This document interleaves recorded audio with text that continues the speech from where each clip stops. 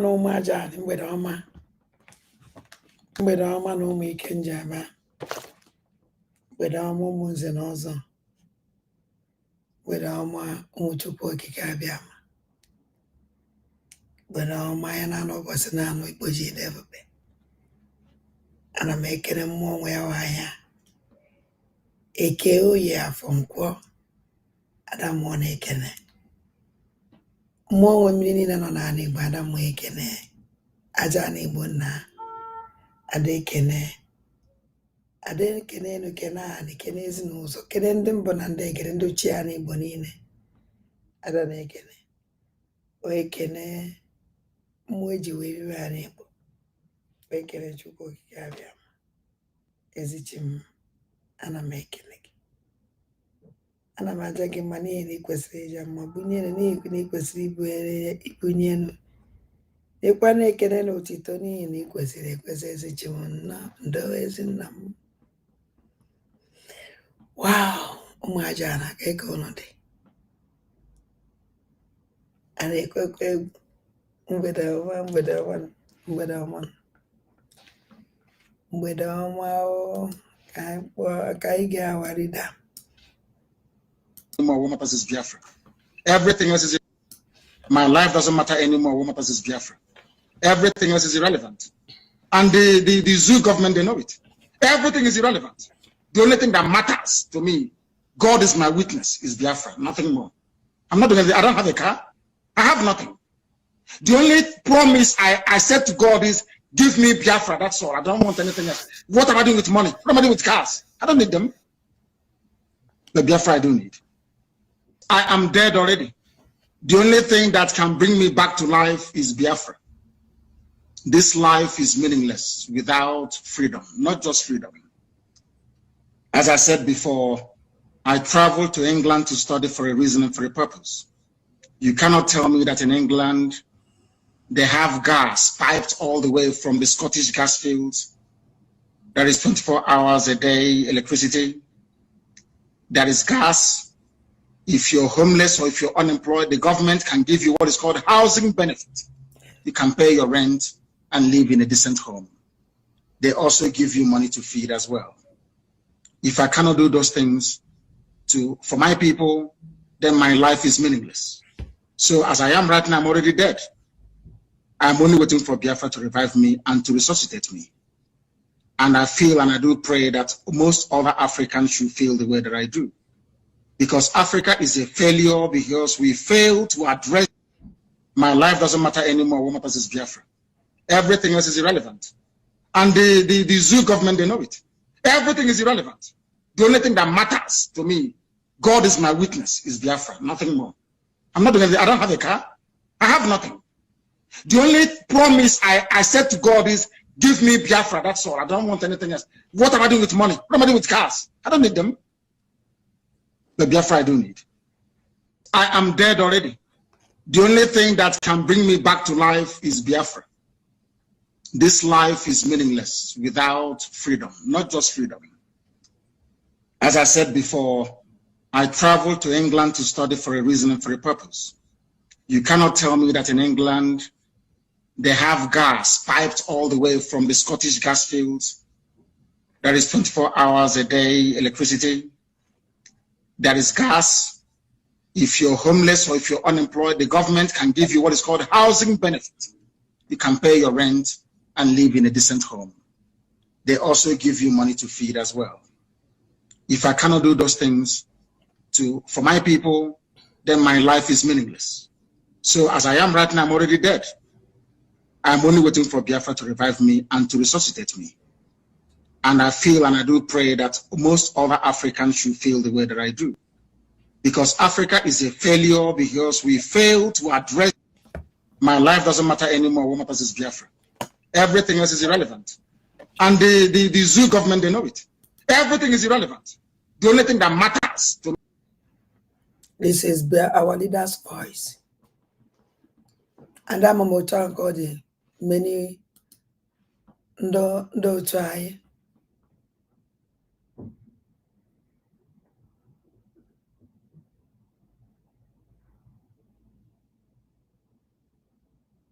Chidimma nne m mgbede ọma adanne mgbede ọma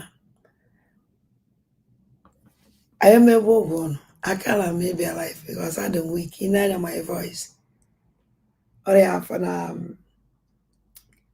ekwuru m okwu today too much at 35 hours program na-ekwu okwu akwụsị ọ dịghị easy but o nwere ife one of my sisters sending m sị mba ngesi anya sị mba anyị mala nwa ụlọ abalị na m abịa nsị tụrụ ọnya na m abịa ka anyị tụlee na m abịa ka anyị neluo ya anya enwere m other programs but this one is very important ka hafụ m igbu oge ụlọ too much ụmụnne m ka anyị gaa na the program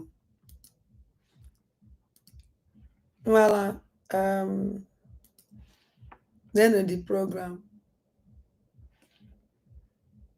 Ọjị Ụzọ Kanụ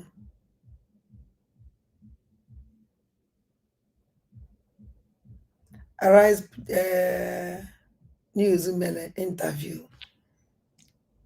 geenụ ntị ka ụnụ nụ ife Ọjị Ụzọ Kanụ kwuru.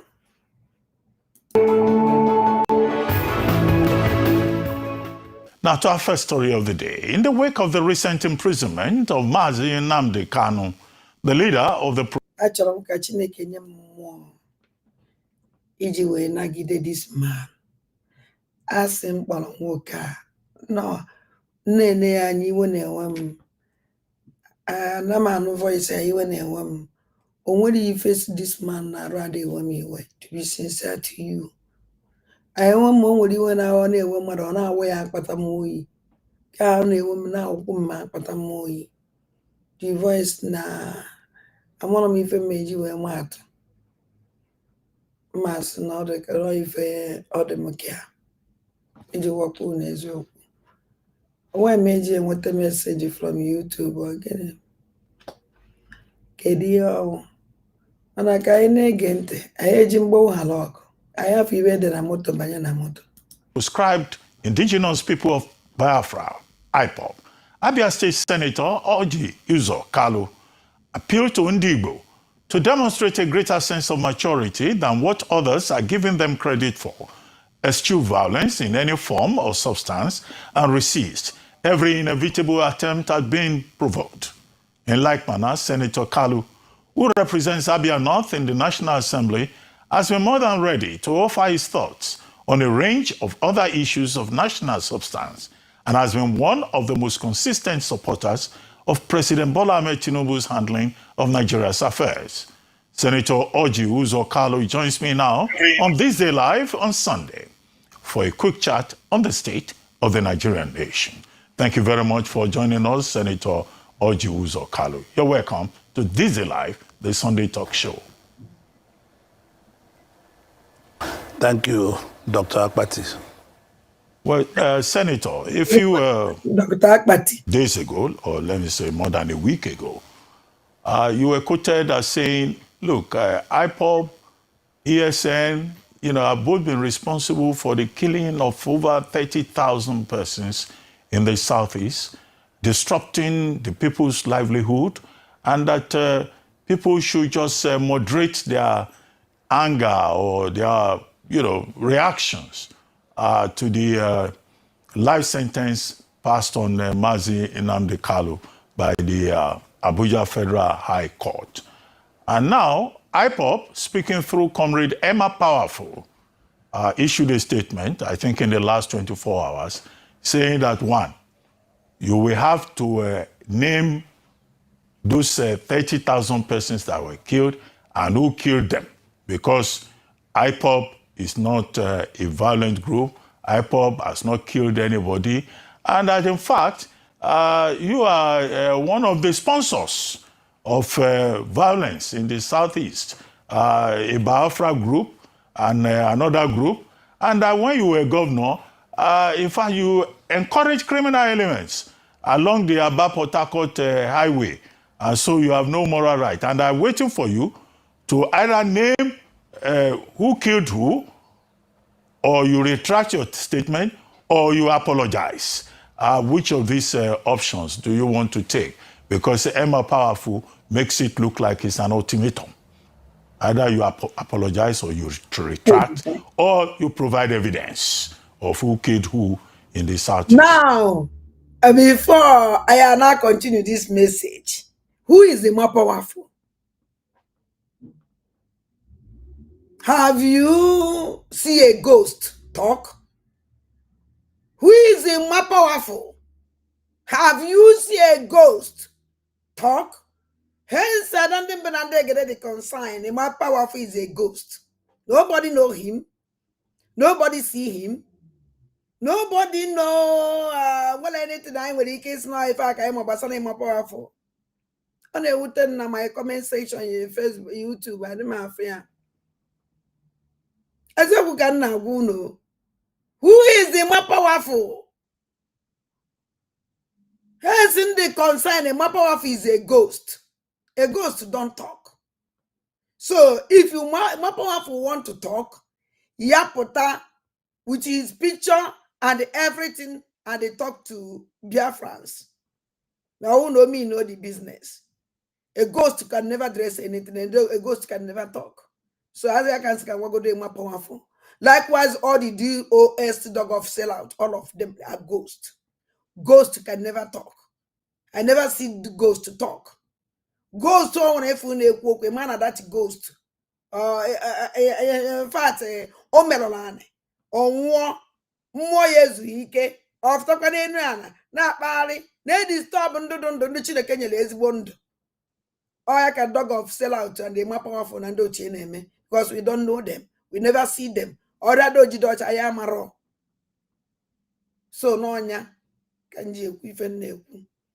Can I get perfant? So this is message for them.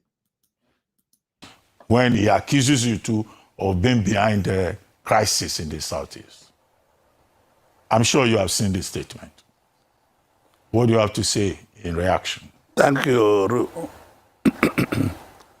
Thank you, Ruben. I mean, this is a childish reaction. My statement was very clear on what I said. I said there are over 30,000 Igbos that have lost their life in process of sit at home, do this, do that in the Southeast. Businesses were stopped. People in Ihiala and along those areas, and people in Olo and part of all the Southeast cannot go to their homes. And that is, I'm a commercial man, I'm an entrepreneur. I don't want, if any man powerful is talking to you and issue statement. Stop. I'm going to break that, please. I will help you out. Anya nwa wondo dondo no na ekuru ndo nwura anwu ko ya mbosi mma anwu ka mde ndo kukwala mo nwa wa ada mmụọ. Yes. In case na over 30,000 would is an insult. Ina amande ndi Igbo obi mmano, ina ama ayi mmano obi ojo ụzọ kanu. Owu na isi over 1,000 ndị Igbo nwụrụ. Masị yes na ikwutere ya. Over 1,000 nwụrụ. Yes, ikwutere mana over 30,000. A man on the book calculate. Yes. Ojo ụzọ ka man on the jide aka gị book calculate. Because he will more than that. Ngwa ojo ụzọ kanu. Let me clear you for obodo ndị na ekpọrọ afa. When was he kitchen a befa? Because somebody chased her out. Somebody go to that community and chase them out. And the one day who is that person? We want to know. Ojo Zokan is under your watch. Guma wonye kwesili biagwai. All these communities, Nabia State, all these communities, Nimo State, all these communities, Nanambra State, all these communities, Nenugande, Ebony State, Made Biozi, now, which goes to town. all mad jele wondu neba chuova chupa from their community. All Jews or Kano, Anama Jugi, with the other governors. Kedindi children da nuno befa. Kedindi bulu those people. Kedindi those lendala ghost town. Or even Chonema. Because you can't tell me you a governor of a state. The community that is not under you, equally protect. Somebody mama on your Abiana that community, war the community, Tusa the community, lender the community goes down up to today. A pattern on social media, could black space, big rubbish. Let me tell you something else, Joseph Kano. You were coward. Can was if you were woo.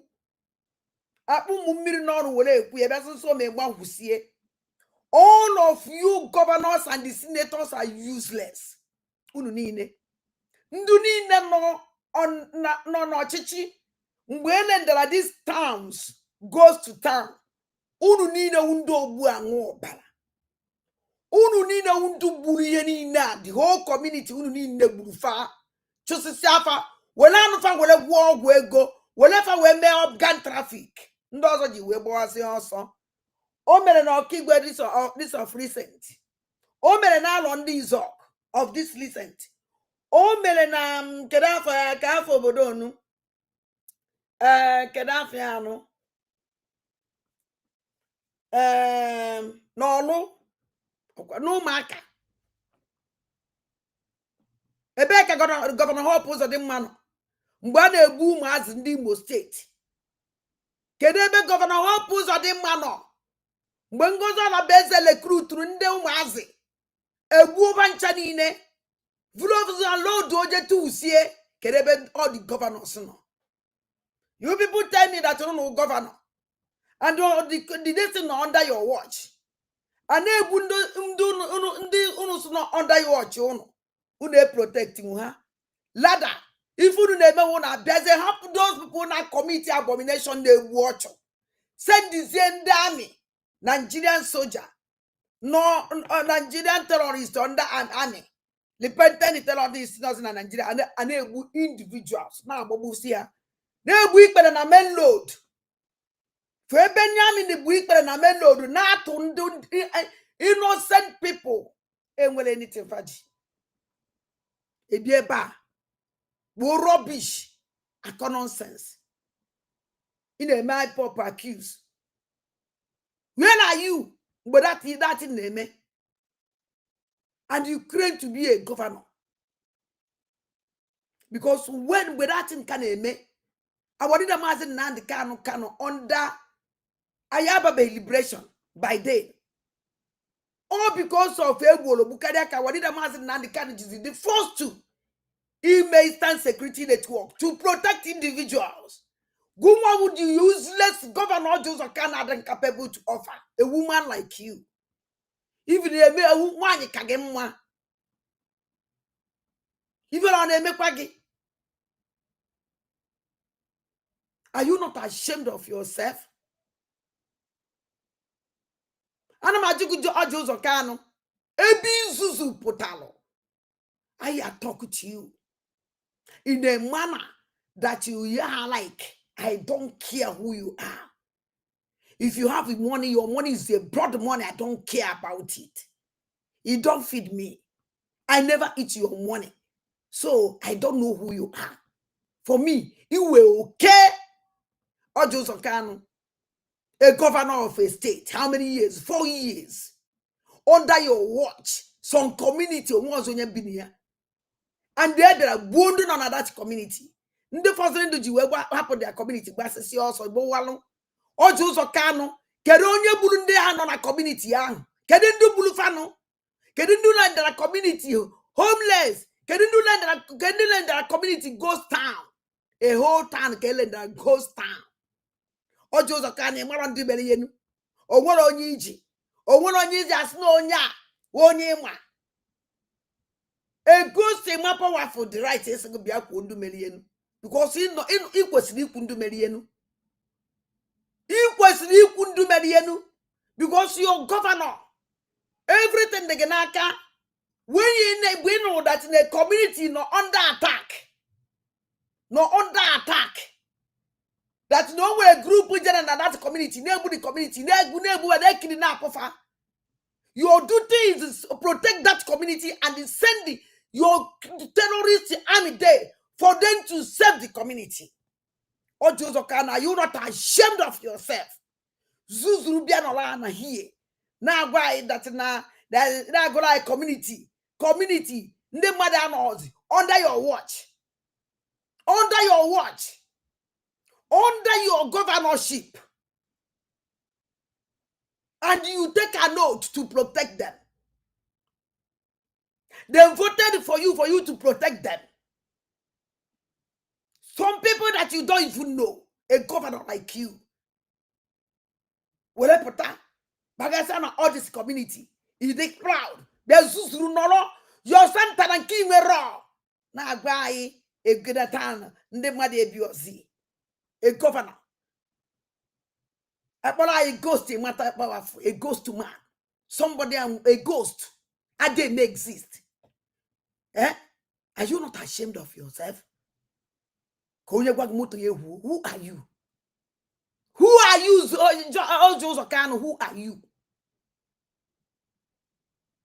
Now they get this man on.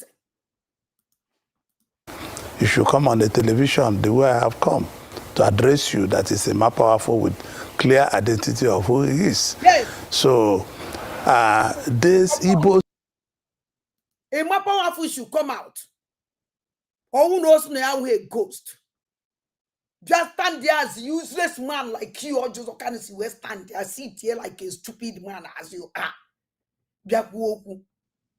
Because the time I am on Akita was time a ghost. Go time I was there now, I was now ghost town. Time I am on Akita reality. So a more powerful continue being a ghost. A man only remain a ghost forever and ever. Because they are not genuine. I was a ghost to ghost. Go. A more powerful ghost. She has a more ghost. All these criminals they would by ghost, all of them. Ebeko ghost. Rubbish. Yes. So a more powerful should come out. Or shut or way up forever. A ghost don't talk. A ghost turn a ghost at the woku. So ya shut or up by man any fact with you. We don't have any time with any business with ghost people.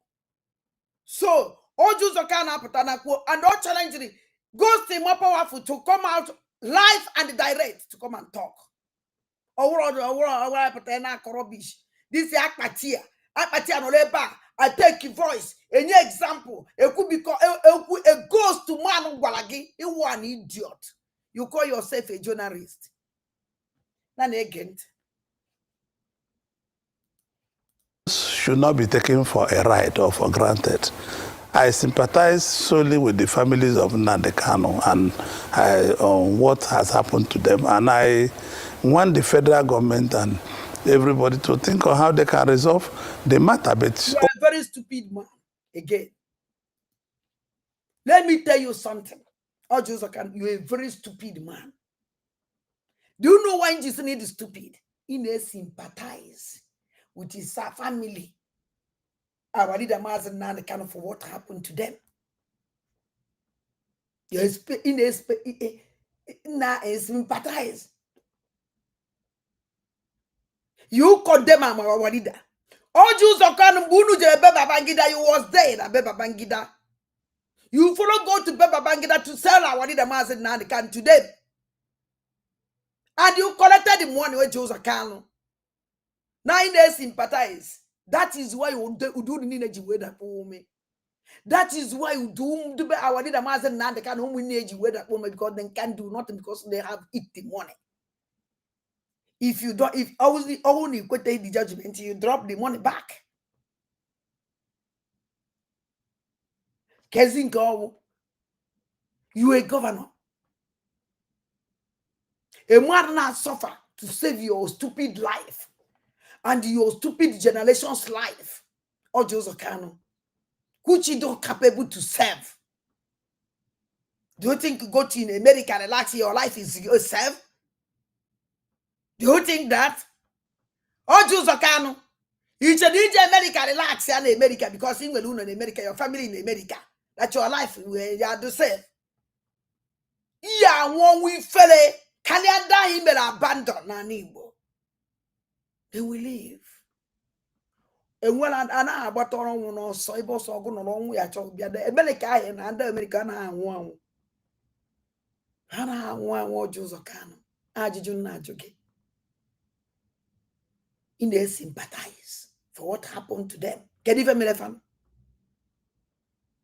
Can you family family our leader Mazon and can they sympathize? Do you think that our leader Mazon and can young or Joseph Kano? Our leader Mazon and can our young one and do ya no gidendo.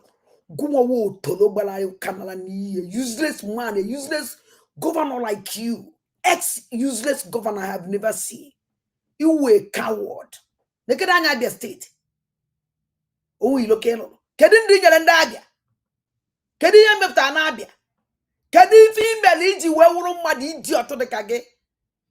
Imokwana ifi Brunabia state through Ago. Nifi Brunabia state through bad road. Nifi Brunabia state through Enwe Hoko. Nifi Brunabia state through Enwe good hospital. Waja. Man, I want now. I got a phone. Imonacho watch on you would yes to watch Uguma or Joseph Kano. In well idea. In my yanda bangetre. That stating with because of Gotanesis in Mirimbad Road. Lechalele. If for Palos of Asiana. Even on a mequagi.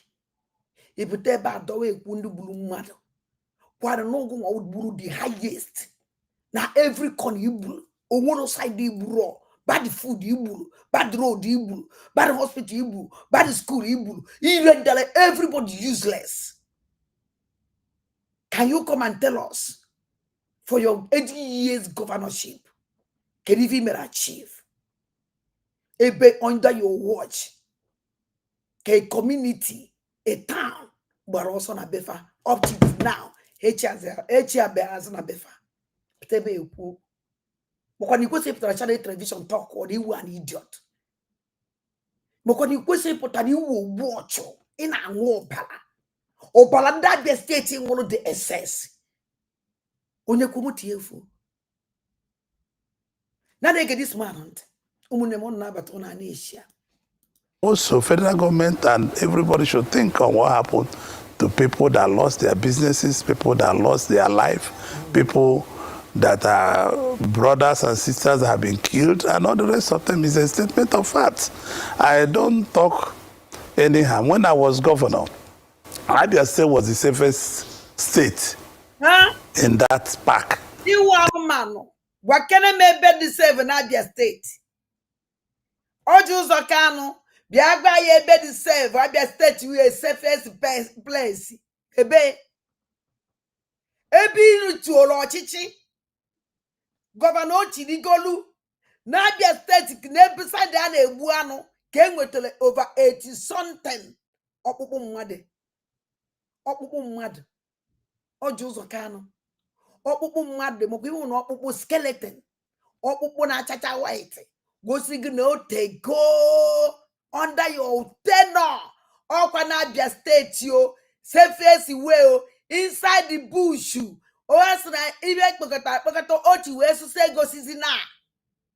Over 80 something, over thousands of body. Ni mo Abia State, also Zakano, onem du Bulunda. Eba Abia State to say would the most to save Elia. Oju Zokano, Ozunde Pokata Abia State, side the Buan, Obia na Abia de Buan Abia State. Onen du Bulufa. Can you come and tell us? Because who drink tenor, Ochi tenor. Because so it was both when in a hand Ochi over. Can discover that place. Ibie ba no la na agwa yi that na Abia state with this most safest.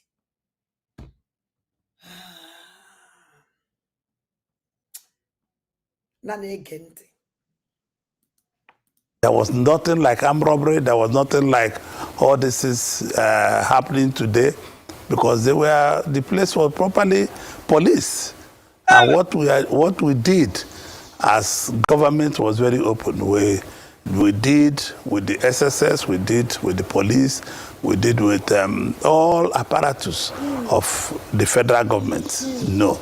I established the Bakassi, yes. And the Bakassi was not for boyfriend or for girlfriend. Why do you stop them? Why do you stop them? You establish Bakassi. Why do you stop them? And why did you establish Bakassi? Ebe PC de. Ebe na chita.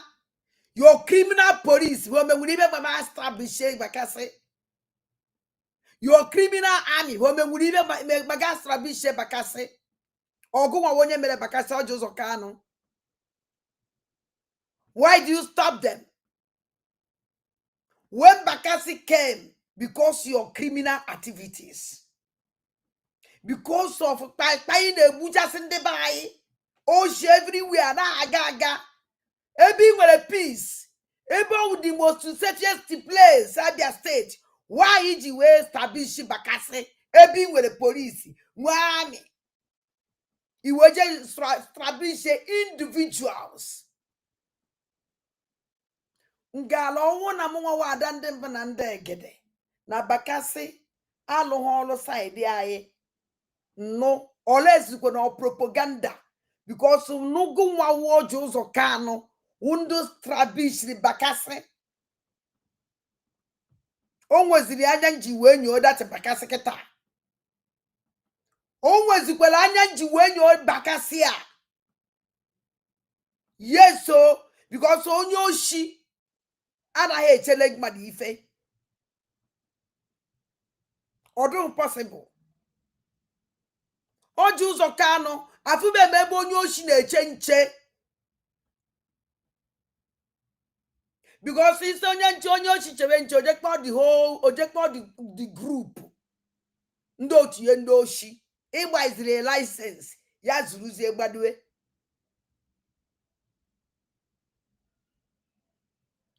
gụwa na national television na mepe ọnụ iji edo ọnụ lelele ikpo kine ebe akwa na ndị ibe n'ebe na ije eje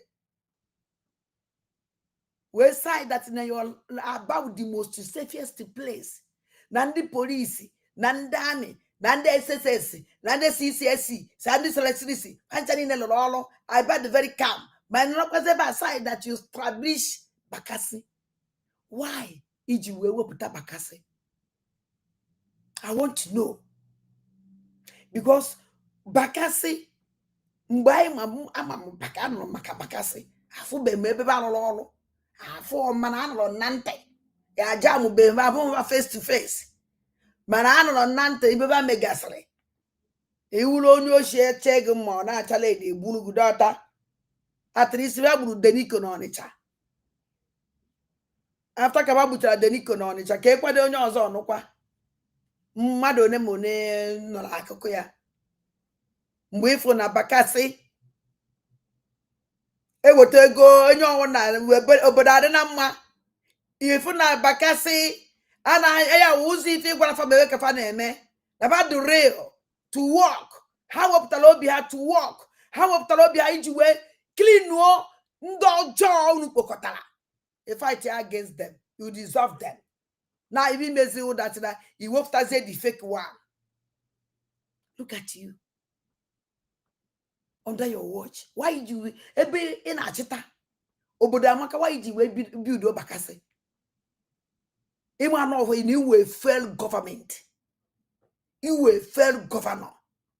Any governor make a taribe on police ye anahe chekwata obodo. Ndami ya anahe chekwata obodo. That governor is a failed governor.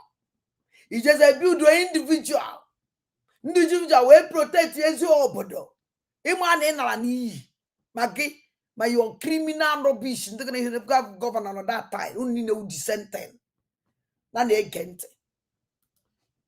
Purely to police and keep our place safe. And that was what I did. And I have no regret in doing it. If you give me opportunity again, I will be able to keep the place safe again. Chineke buogu Jozocha or Juzakano, and opportunity. Each Abia State for 80 years. Or if each Abia State. And you got opportunity, keep up with one big war. Under your watch, can set many distant community to desert. And you got opportunity. Jeffrey Felix Otinalo. Jeffrey Felix Otinalo. Oh, just under or kind of 4 years, yo. And I come and support to any governor.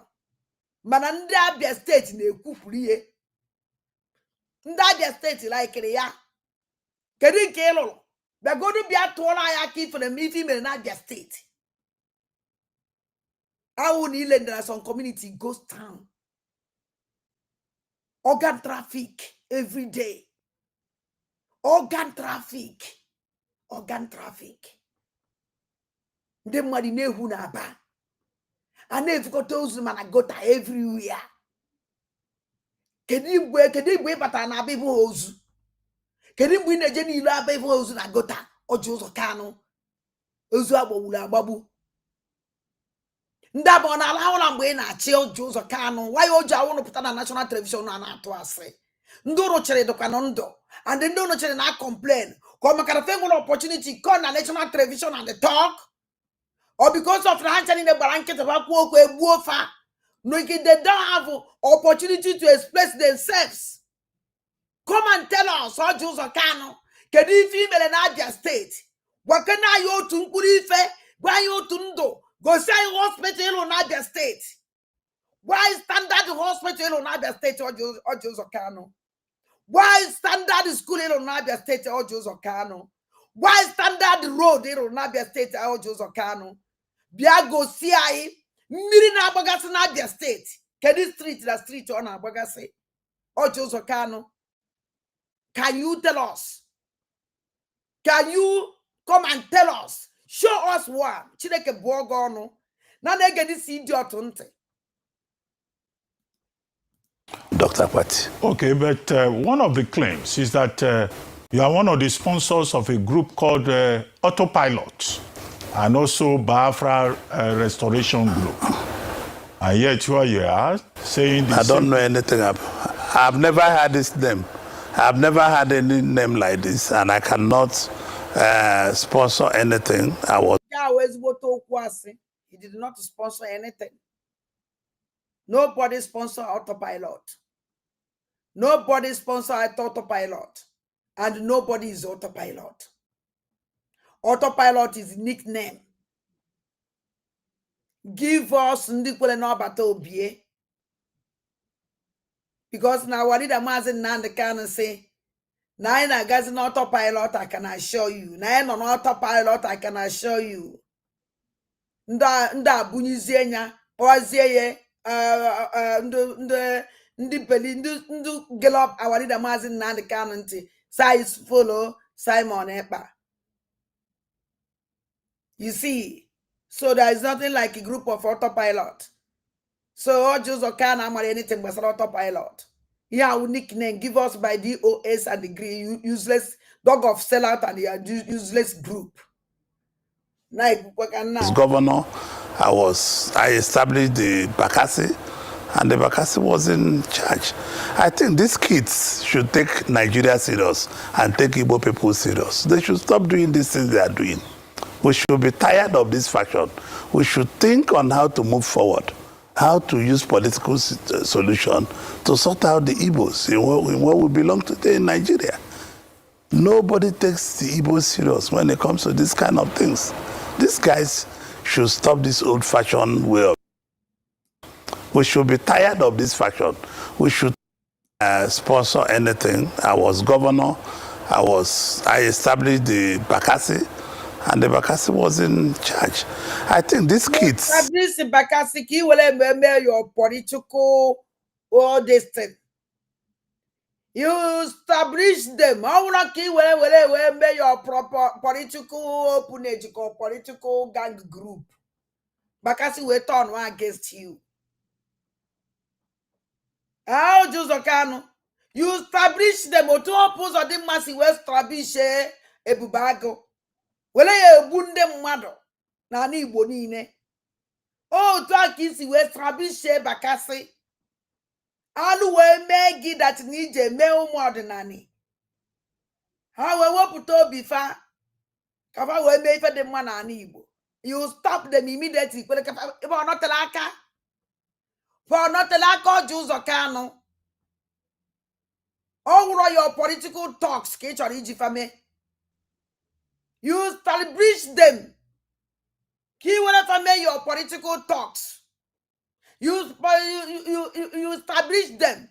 In the Abia state. How will it do? How will it do? Also, you bring them down. And the many of them. Destroy many of them. I'm sorry. Establish the vive moi. Okwa makabajeje. Na ege disi otoronte. Ahube omu bakasi n'anya. Amamu na makabajeje. Ama na egbe kabajeje. Nke hụrụ nke eji me video emere ndo Nollywood ji me film ogwu. Should take Nigeria serious and take Igbo people serious. They should stop doing these things they are doing. We should be tired of this faction. We should think on how to move forward, how to use political solution to sort out the Igbos in where we belong today in Nigeria. Nobody takes the Igbos serious when it comes to this kind of things. These guys should stop this old-fashioned way. Ashamed of yourself. A governor for 4 years. And I think you're a senator also. Being a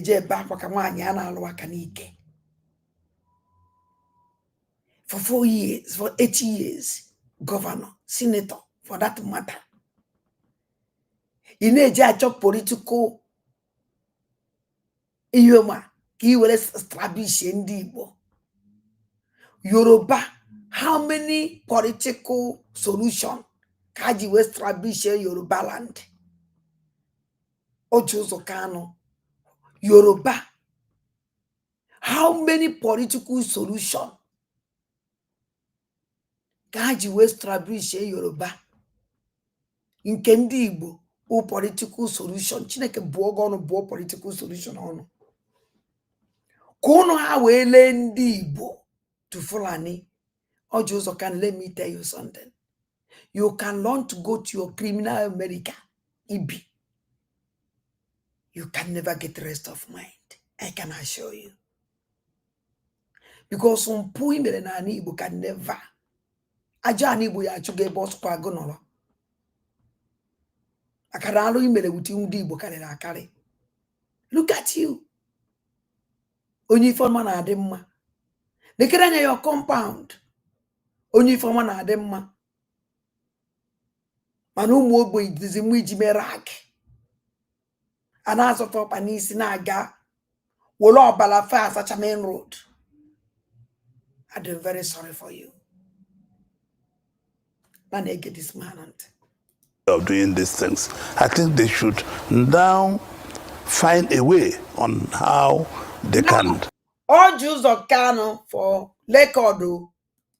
Actually, can do teaching us and all do the dog of a sellout. And the Ebe Kodi can his criminal gang group come. All Jews of Kano Niamari for Basalot, Niamai anything Basal autopilot. All Jews of Kano Niamaro anything Basal autopilot. And they are not better than this nanti before. Shows you all Jews of Kano Neba Naku. No China Sangolu. Nandu DOS, dog of sellout. Onye na committee atrocities and the abomination nine. And therefore I want to commit if you tag ya one the mass and kind of terrorist. no under watch the dog of sell out ko boronina oju uzo kan say desert mmadụ ebi ozi ihe niile a mere onye ka wadida Maazị Nnamdi Kanu ji be na redio Biafra n'ebe a na-egbu ụmụ Igbo the DOS na-ahụ ya aka n'ike wadida Maazị Nnamdi Kanu is alone na-agbagharị na-ezogharị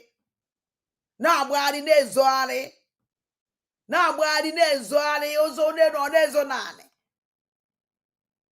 Nobody will only man over the Maazị Nnamdi Kanu no Kenya for how many months or years. About the zone under DOS. Because someone actually upon that or batayan also. Because when they disturb their criminality. How many times can we did a Maazị Nnamdi Kanu could about to China and go na radio Biafra?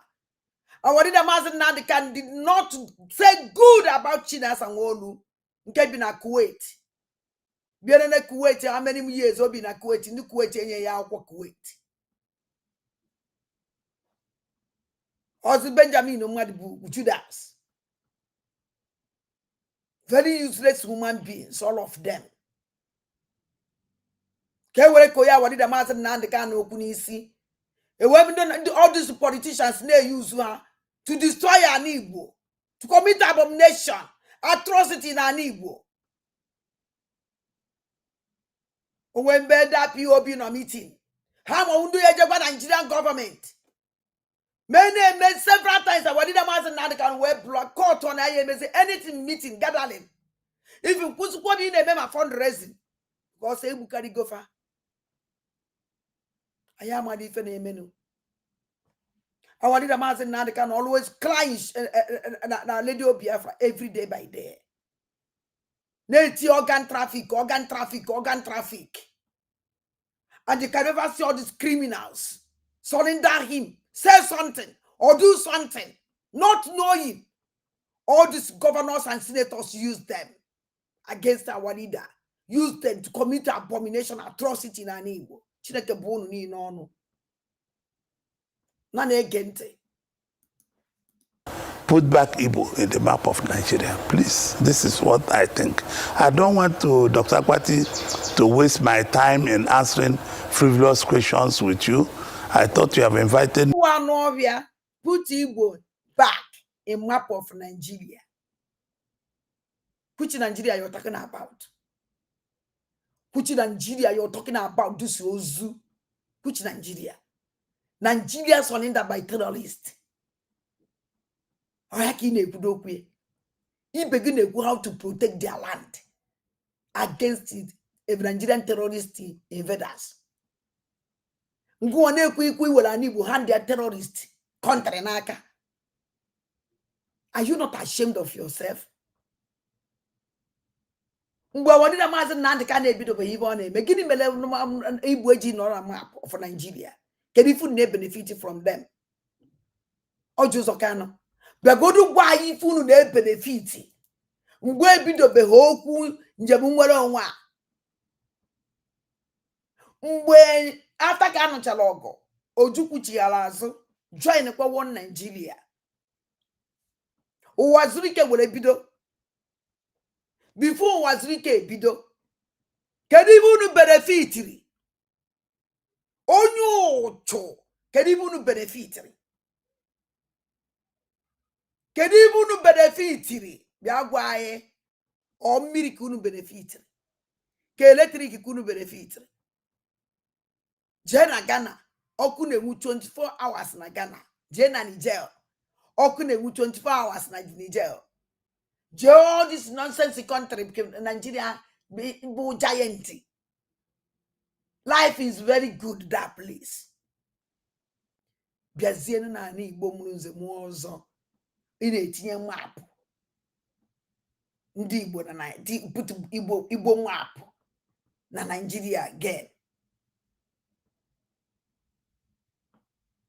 Mgbe ọ nọ bụ na that map, kedu ibe unu benefitiri?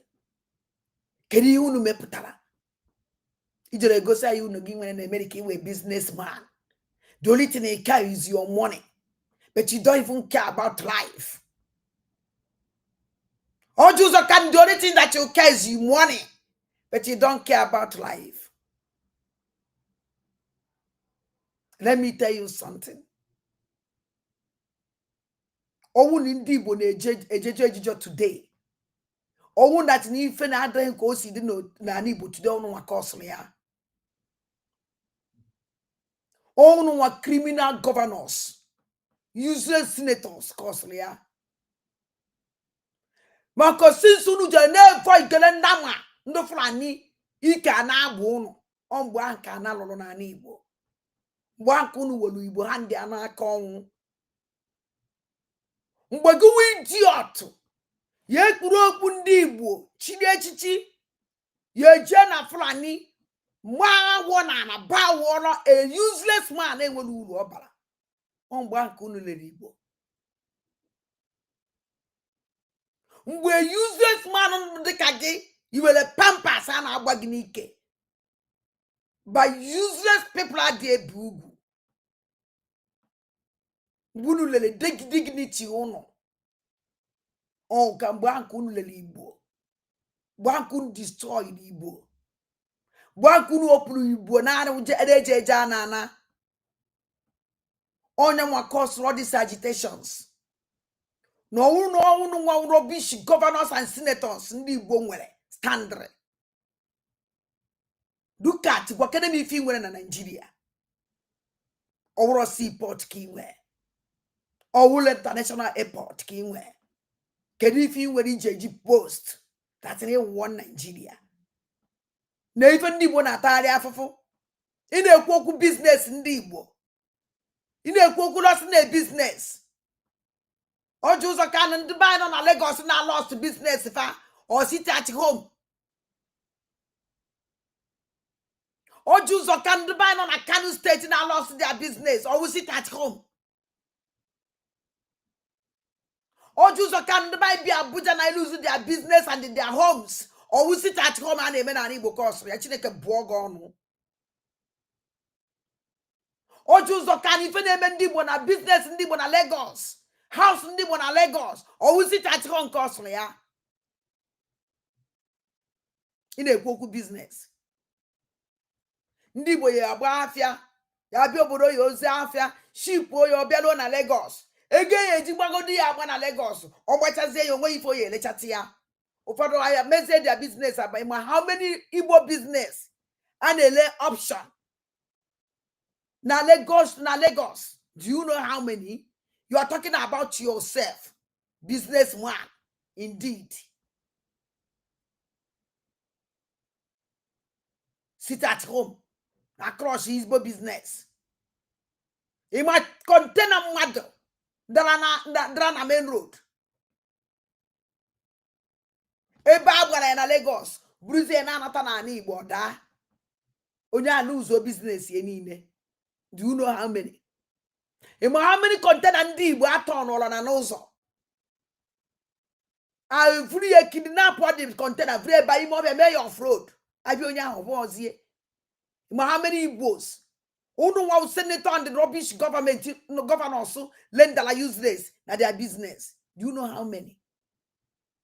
Because of Nimwike. How many amount of criminal this nature? When they are now subdue innocent poor people ain't well on your kurufano. Keriu no barana Igbo. O Juzakano Bakanemu no barana Igbo. In a church in the map of Nigeria. One of him was one on a map of Nigeria can even benefit. Ojo got Uzokano, Pagana, what did a master now the kind of meeting? Or Nanji, the program about what did a master now the kind of pulu. Ife, Ogwalunu Melie, Ejiman about the Teraka. No more people say Guano, no, so you have to make so oilo. Or we found what I got Josokano, or we so that meeting na Nenugu. Unu loilo, unu lo hospital, unu lo seaport, unu tinye mmiri, unu tinye ọkụ. No question say ka egwa no. Okwu ife oyoro unu mee mbosu na emere meeting. This is what the man now can one time Nigeria politician. This is Simon Ekpa, one time politician on our support, one politician on our support so far. But when you have fundi bonata, umunye how ndi was suffer. Obira demwa, no new woman sympathy. None again.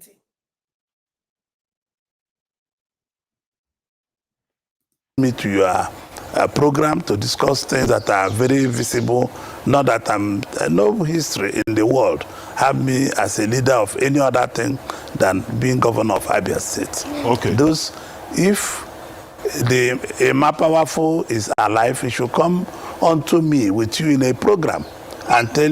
I support this one or Joseph Kano. Oh, a more powerful man where goes to no alive. We let him come out. This is a challenge, and I support you for this challenge. We don't have time with ghost rubbish people again. We don't have that time. I support you this one. Don't go sell out DOS. This is a challenge by this criminal not here. Call out Joseph Kano. Also, no that now. A more powerful, you wouldn't woman who a ghost to come and challenge him. Yes. Because now all the atrocities you know committee, all Joseph Kano you face to face. If you know that you're genuine more powerful, come and jam all Joseph Kano, and we are waiting for that challenge. And you don't want this party. Uno be on about this party ozu. This party here. You what is in a yoko na goes to man ukulu. Ya what trying konye don't do kulana fuanya. We don't want anybody when they came max on we again. Or rubbish. We can never take it. We can never support that rubbish again. Either yes or no. That's all. Come out and show yourself. I had to go tired. As I am more powerful. Can I get this rubbish? Call it forward to me. Where I establish autopilot. What is called autopilot? I don't understand. I've never had that name before. That you are saying it today. And I want these boys to take serious their words and know that Igbo people have suffered a lot on what they are doing in Igbo land. It is not acceptable at all. Okay, a more powerful Chinas and Runando to give. Ebe Kodi can the criminal gang group. No, the all the atrocities committed in Igbo land on a known accused. No. So a more powerful, a mazen no come out. No autopilot. And no not causing autopilot on Amponu Melu. No not causing that. All Jews of Kanos no cause the atrocity in abomination, all the killings. No. A more powerful, imagine no go on. Ndu DOS, imagine all Jews of Kano nebu no Ibo, Potano Biaku, Biano Balo no. Life and direct. Ayachokwa goes to man. Ayachokwa goes to Bade. No. This is a challenge and the serious accuse. You people send the fire for him. He sent the fire back for you people. So now, we are watching you, a more powerful. All Jews of Kano have called you out to come and talk. Face to face na channel television. And if you don't come out, shut up, don't talk again. Go inside your grave. A bank he belong. Because a ghost don't have light to talk for open. So a more powerful. All Jews of Kano through this challenge, and I support the challenge. And I know that the whole Biafra will support the challenge. You push instead that no one will encounter men cause even in the Buru, no one. Also, not to know Yabu, no one. Undu Burian and the autopilot. They have anything but autopilot. They are not to be an anti before.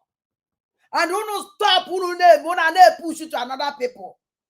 And don't challenge you to come out in channel television. life and direct no work goes to. Or put and kwoku, go na your criminal useless members. Shut up and you people should go back to grave. Ebonono. Ghost don't talk. Ghost are dead dress in the dendo. Onye nwụrụ anwụ no ime ana n'ime inyi ka ọ na-anọ. So unu egache take back na imi unu. Na na-ege this ozu ntai. I call it forward to me. Body. Okay. Because this is old fashion of doing things. They think on how to make peace. They think on how to bring out the Mazen and the car. They should think about tomorrow and think about people that lost their lives and families that they lost their lives. Those families are not happy, but they don't want to talk. Okay, so they should think about these things. Yes. Those families lost their life. Those families that are afraid to talk. Under your watch. Family na to an individual buru a blanket. Abandon banande get absi and a mania. Oh, you can make an account rubbish here. Not again. More important than any other thing. Okay, Senator. I want you next time you will invite me, bring that Emma Powerful, whatever he calls his name, let him sit line on line and explain to Nigerians what he meant by what he's saying, please. Okay, Senator, okay, let's look at the... Shut up, Abati. Iya Abadi si akpati ozu. Akpati ya, akọ ghost to go akpati onye na aza akpati ozu o akpati omane gbada. Na Chineke kwukwana. And this rubbish when you came work at Omani Bada. I'm sorry, but you use this Omani Bada because Omani Bada wouldn't look them more body there, which I respect so much. I did my G for only body there, but whatever my region where Martin don't want. There are audios of him and I animal keo. Yeah, what is Yak Patia not here? Yamakwana, where would take any message again from any ghost. And the apples like na channel television again with the message over from any ghost owner. It don't even know any ghost owner puroku. Young was put now, Mokono even a call, in fact, all those of Kano. Even Tolo, or Tolo Balanalani, your actually, on case send the leg this my program, gave me one idiot, a coward. How can go on with ex-governor, senator for that matter, a ghost to man, a way talking at national television because of a ghost to man, a patava? Emmanuel Wuke Unana Harege shows that your conscience is beating you, shows that even that goes to Kuwezio Kwaki Bapata. Yes, because all we need is genuine, all we know when female, all we not docha. How can you answer a call of a ghost? A call of a ghost to onye nwuram ana ahwanya onwere onye monyo ena even inukwu onye wo ana anukwu onye. A call of a ghost ke bia za na national television. Iye wele mbaba chiela kpeti ya ntai. Si awuru no nna ya. Oya akpo nna ya oku a ghost kporo. Oya ezi nna ya ozi a ghost ziri. All because of you a coward. All because you reduce yourself to nothing. All because of Akagad Rochan and Achuarege. Onaki is not get no to ha is a ghost to man. I'm sorry for you. Disgrace with yourself. Then again. Ideological underpinning of the protest, the struggle, and all of that. They are saying that they want the restoration of Biafra. They are saying that Nigeria is not offering Indigo what the people of the East deserve, and that it is better to separate from Nigeria. It wasn't this the same struggle about the civil war. You know what General Dumegu Ojukwu fought for, the likes of General Effiong fought for, Christopher Okigbo, and many other Igbo people. So perhaps they think that you are less Igbo than they are. That's why you are criticizing them. Yes. Avec la plateforme de travail intuitif de Monde des Points. Vous avez le pouvoir, pas les services informatiques. No. Dr. Akpati, I'm blue-blooded Igbo. You are an idiot. Onye mụrụ gị Babangida. Onye tụrụ ime gị Babangida nna gị nne gị gbatara ahụ ime gị na 911. Onye tụrụ ime gị ọdụ Babangida nna gị o mere gị nke isi na nna gị nọ n'ala Igbo nwoke nwere mgbọrọgwụ Igbo.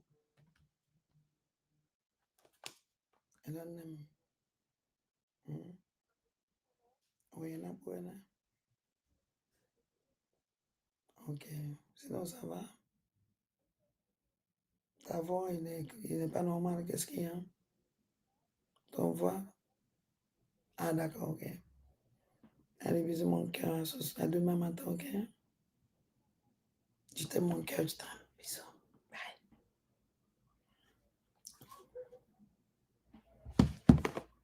Let me go back. Small. They are. That's why you are criticizing them. Oh, where's the getting there? No. Dr. Akpati, I'm blue-blooded Igbo. You won't know kwase. Nanulu negi. Belega abandon. Juguju egogi. Wele basikolo na akpagharị ọjị ụzọ kanụ onye nna isi were asị nna ọ nala gị ego guri ole ka ọganizere gị ife oji gị kpọrọ ọkwa Fulani nne gị gbakọtara shawo jenwuo rọbishi bụratara anyị na Igbo is a problem to us. All he support. No, if this Abati Jurugi is an insult. It's a very big insult. Abati Jugu this kind of question. As they wouldn't know 100% Igbo man. Abati can never open mouth to ask you this question. Do you see how stupid unule?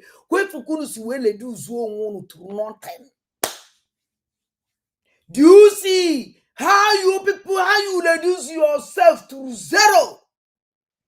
After your mother, so get the politics, what get the 911, it's a more rubbish than you were a try and evil.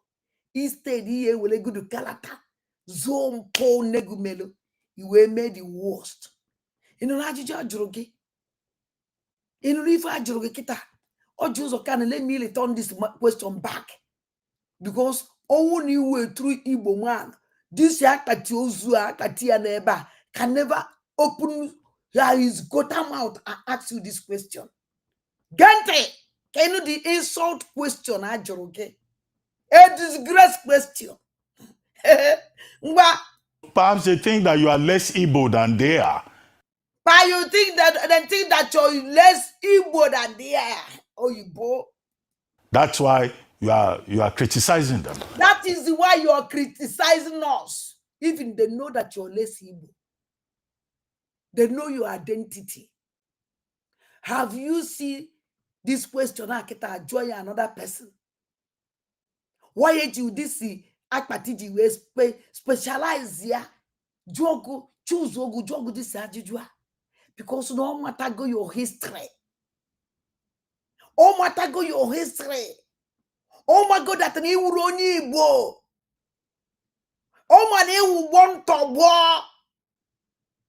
Oh man, you want abarajulajo. Where go you joke here? Wagezente kenuze answer. Iya do ye regime baba chiri yente. Si ujo na atokwa iju onye echichi na Igbo di ajujua. Ojuzo Kano, open your gota mouth and answer him. No.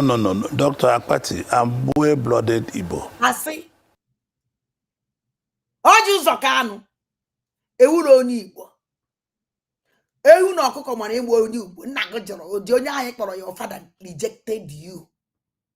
Ole organize gị. Obi na your house. If na ọ chụpụrụ na obi you went to give me oche. Negekwa ntị. I was with Ojukwu in the late days of his life. Hey, he was a Chukwu. until no Ojuzo can or Yamelega identity Igbo. Oh, when and do Fulani Ojukwu da Adana Montre Ojukwu nwa. Oh, when and do your Ojukwu da Adana Montre Ojukwu nwa doesn't mean that an Iwo Igbo. So if I hear you wake up identity go, Nagakwan take on identity or no she go away. No. Dr. Akpati, I'm blood-blooded Igbo. I was with Ojukwu in the late days of his life. Nano, Onosi Wulo Igbo. Hey! Also now Igbo. The reason Oji Wulo Igbo, I know Ojukwu no until Ojukwu war. Now they get one thing. And Mrs. Bianca Ojukwu can testify to this. That Bianca Ojukwu testify na Ojukwu no the long kwa. Ọmụrụ nwoke na-abịa Bianca aka n'ike mbọsị ya. Ọdụ ụzọ ka na-abịa Bianca aka n'ike mbọsị ya na channel television anaghị eje na-abịa aka n'ọchị ọhụụ. Ọdụ nwoke ama ma deteta ma identity onye na-abịa aka n'ọchị. Ọgwa na gị Igbo ji wee wuru onye Igbo nwoke jụrụ ya simple question o. Very fantastic question. Na Abati asking that na mkpọrọ ga-asị yes so I hate you. Ọnwụ nke m ana m ekwu ya ekwu because na kpọrọ ndị Igbo asị. Now when ajụjụ jụrụ ya alaikere ya sọsọ ibi mere na ndụ gị laikere. Now o ji ụzọ ka na-akọwara ụlọ na ya wee onye Igbo because na ya na Ojukwu nọ tere ọnwụọ. Na ọnwụ na ịda atọ ọgụ juzie Bianca na Bianca can testify na na-ege ntị. like I've always be coming to the general, and the general was coming to Igbere in my village. General Ojukwu and General Ojukwu is coming to his village. Agbele onye nwabere oju ụzọ Kanu fu onye Igbo. Heu Adambibo na na-ege ntị identity oju ụzọ Kanu. To stay 2-3 days, some weekends and all the rest of. The general na-abịa na be ya na Igbere no 2 or 3 days ya mere oju ụzọ Kanu onye Igbo. I chose a card there, you know, the reason why you will only Igbo. Reason why you chose a card you will only Igbo, Macaron, agent and God, Ojukwu, who friend or through Ojukwu. No one is now to testify. Bianco no will testify. And Ojukwu na ben and Kedi, but I did like Ojukwu na ben and Kedi, but we're not 3-4 days. None again to one man. Everyone umu dene. And Ojukwu told me that the first one was necessary, but the second one is no longer necessary. And Ojukwu no, the first one is necessary. The second one I will necessary. Identity ye kona kawanon. Otosi we wulo ni Igbo. Otosi wuru 100% Igbo man. Na na-ege this man. And even if these boys want Biafra, who are you going to rule when you kill all the Igbos? When you stop all Igbos of doing business? Let me tell you something, Ojuzo Kanu. Mgbe ya ekwe weta akwụkwọ ndị gburu ndị egburu na ndị egburu na ndị gburu nu. Amara onye kalagbu. O mgbe go na ndị DOS. Chinasa Nworu na ndị otie. According to you. Owo kwa mukwu. Ye wetezi akwụkwọ ndị gburu nu. Ịmapa wafu bịazie life and dilate. Then una meka wetezi akwụkwọ ya agbakọ. Ịmapa wafu ewete total nkiye. Gunwa wo Ojuzo Kanu ewete total nke gị. Then kowa ka o siri mee. Ịmapa wafu kowa ka o siri mee. Then aya marazie ndị bukarịrị no. Because he mere ka anyị mara. No ịmapa wafu na ndị ochie. Ịmapa wafu na agwa ya na ọgụnwa. Okwe ịghọtago. So I na-echezi the debate na national television. But you and DOS spokesman ịmapa wafu na ndị ochie. We are waiting. Because ihe ndị a niile nwere njedebe. And ana m eche na ọnya na-ejedebe ife a. Eziokwu niile will come out. And the other made to know so one up none again. On Mondays, if you see people going out for business, you start pursuing them and killing them. I mean, it is not rational. It is not. Now just kind of shut to your hell up. Shut to this your gota mouth. Because yes, more than them and they get the consign. Only Bruna sit at home. Actually, no will Bruna sit at home. Ndu Brunda Oguma. And your criminal, useless senators and the governors. Ono Kodatrandi, Nigerian military, repentant terrorists, and I will send them another major business in the man. And let me tell you something. All that another major able mother that sit at home, all Chibuze Guato, Gana Kwi Jele, China Sangolu, Nando Tie, Wundu Bulu mad that day. Ebahana fight over Tobie. I'm telling you the reality. Because China Sangolu work for you people, governors and senators. And Chibuze Guato work for you people, senators and the governors. Ijele work for you people, senators and the governors. So all that no will only abobu. Ndena abobu fa wondami. Chibuze Guato na on national television na ba na kondami jere ebedo to abobu no no follow. And ndami ana abobu fa. And nduni ne bela kwoku na sno ndami. And the talks on Boputala. Talks which in Asangolu. And the talks which in Buze Guatra de Bebu Bago. Ndu you will ebu carry ebu bago kunu use. Ebu bago. So Jews Okano. I'm waiting for this your rubbish. Debating between you and the powerful life and the direct. Because all is very important. Just nice. I thought with what happened to Mazinda and Dekano, what these boys should come together in a table and say, how do we get peace to resolve this matter politically and not still talking tough as they are trying to behave. And it's not. You are an idiot. Let me tell you the listening just an idiot or just a can. Number one, nobody will speak for our leader. Nobody can speak for him. So, ono to our leader Mazin Nandekano, life jail, come one in a prison. Kono Nando DOS does they land the table. General on the land the table now. Otobe on an land the table. Or just a corner on under DOS, on of land the table. So Rudo Bagay now, and under DOS now work it together. So Rudo Kurie, that now they work within the DOS. Chinas and one put, but I say, without a political solution. Now, Elisa, what did the man said, Nandekano, and the Mama who do DOS, one of them political solution since. And then, when about a political solution, I told what did the man said, what did the man said, Nandekani. Now, they jail guy, what did the man said, Nandekano, or Jews are can put now. As another DOS will come together, come with you people, who are now around the table.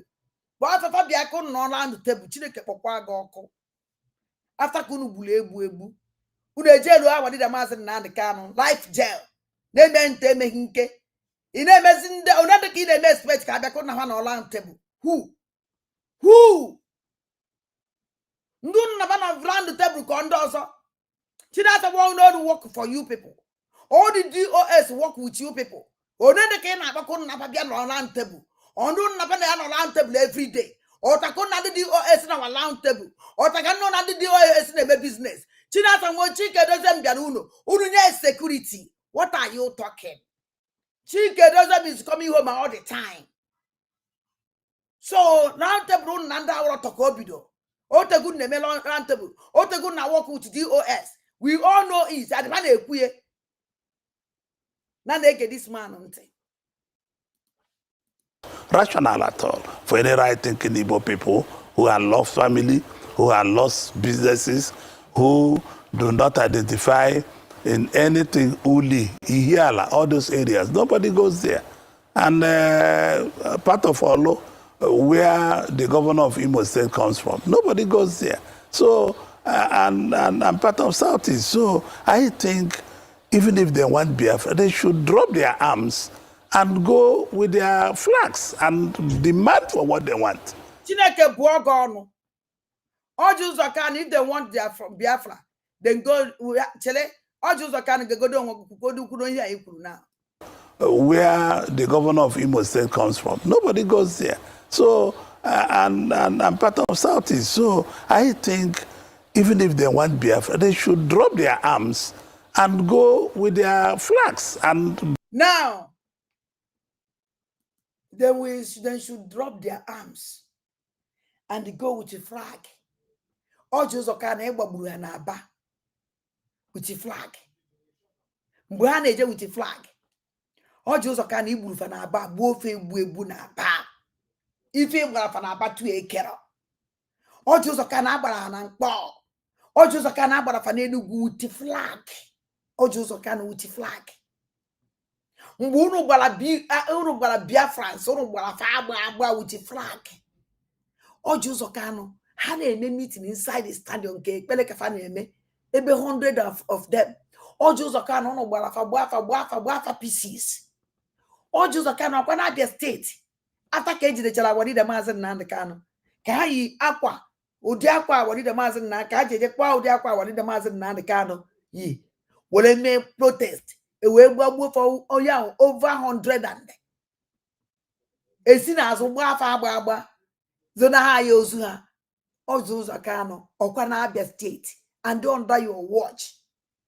Now ị pụta na channel television wee na-asa ha drop egbe na ọnwụ na fa bụkwa egbe. Ha drop onya take their flag. All Jews are can unu waje weta ndị police weta ndị army ejide Biafran youth onye Igbo asacha mobile ya so na enwetere Biafran flag na mobile agbagbuo. All Jews are can unu declare shoot aside onye owu na enwete just flag foto Wadida Maazị Nnamdi Kanu na phone ye agbara ya dọta. All Jews are can. All Jews are can. Go one put well, nice. I'm going to get confused. And let me tell you something. Do you know the reason you were stupid and confused? Or barekwa for natural again. And do you continue natural again? Now, can you advice? Had drop away. Where is their flag protest here? All Jews are can umaze massacre na ba. All Jews are can umaze massacre na ba na Abia State. Just to flag. Just to flag. All Jews are can my mother and then damn and the police just na flag Biafra na mobile phone. Unu mele flag Biafra will beat. Unu mele Wadida Maazị Nnamdi Kanu photo will beat. Unu mele onye kwueze maka Biafra ozowe. O Max wonwe. Oye wopụta irie. Ebe ọ na-asa na azọ ya. Ojidokwa anything no. All Jews are can Chineke kpọkwa agọ. Ana ndị mbụ na ndị egere tigbukwa egi. All Jews are can ifele enwe nwanne ya megbuo gị. Unu niile kwafuru ọbara unu enwere share. Unu niile kwafuru ọbara enwere share. Onye ọ na-abara dị n'aka dị enwe ifele. Maka na unu enwere human sympathy. Unu enwere obi ebere. The only thing don't know when I quaff for Baranejari, like Egypt and national television. I to acid everywhere. Otunu si boom IPOB. Just because of Nane protesting with the flag. Just because of Nane meeting, I be about meeting Bob all of them. How many times? Keribos happy to be able. Na ha bido biwe bụkwara ndị Fulani bata na-egbuchasị ndị be anyị na-elepụ ndị nna ya dị ejezi ọrụ ndị nna ya dị ejezi ugbo ndị nna ya dị emezi enete na ọkwa na babụla egbo because of Biafra no ọwọkwa na babụla egbo because of na babụla egbo not because of Biafra no to protect indigenous of ndị Igbo Yoruba melie Fulani melie Hausa melie Yoruba melie Hausa melie. How would you do so, man? And also, form one security here protect our land. because of atrocities, because of abomination, because of genocide on our community na Igbo. Unekwe have form of security because ono mande dem ya we fair. Or could a G form. I wanted a master and can when a form was instant security network, each way protecting the Naijolo, Ijubo. You could work was in a rape our girls. After call form until I send security network. On a form war, gave an anna for a bubago. After corner form like bag, can you fool me? On the whole front, you are able to buy a to cover the bubago. To cover the bubago. How will be the quasi ever faculty? Where was here, webu? Webu. All this time our village is sign up. Our Joseph can be on ye mark ba. Biang wo ye akagadopia. Come and sway. Now, Anama Jogi, under your watch, Unuwe governor, Unu they will access to the army, Unu will access to the police, Unu will access in military police, all the forces sitting on Nigeria, Unu will access. Why can't you call all these people to go into that villages and a windy villages? Yeah.